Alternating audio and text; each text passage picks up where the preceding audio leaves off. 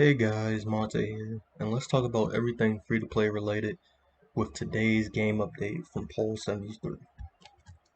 Getting straight into it, we finally got the long-awaited Skull Scepter changes. Now you can use a chisel on the Skull Scepter piece, and you'll get bone fragments.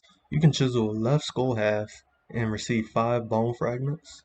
The rest of the pieces will break down to 3 bone fragments.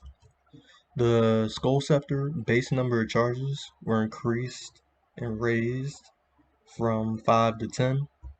You can keep your Skull Scepter on death, and you can have more than one Skull Scepter at a time now.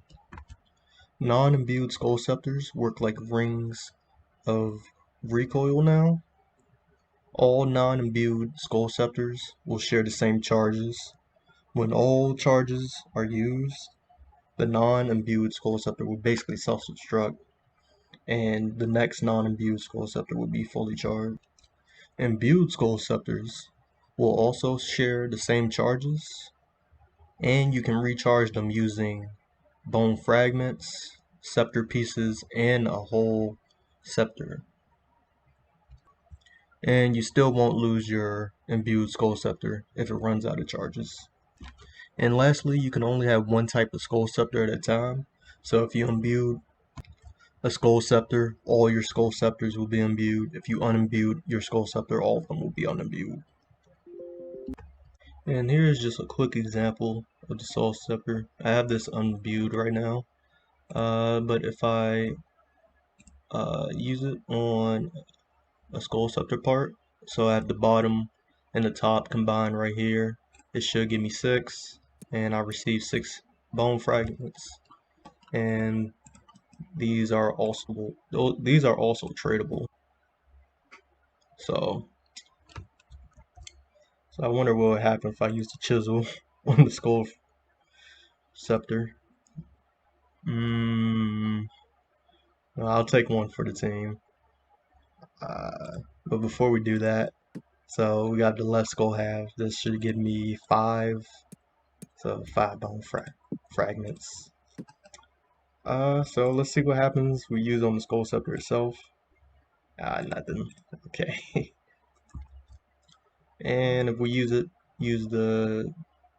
on the strange skull, the left and right half of the Skull Scepter, we received 8. So 5 bone fractures for the left skull half and 3 for the remaining. So next up, we can finally get our own Beekeeper outfit from the Beekeeper random event.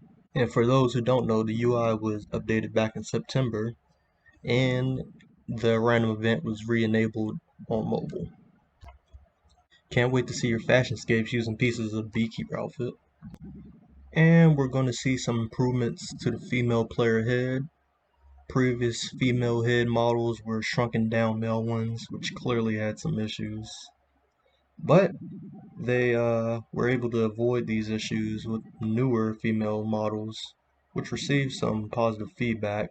And they also have some design ideas, which we could see in the future.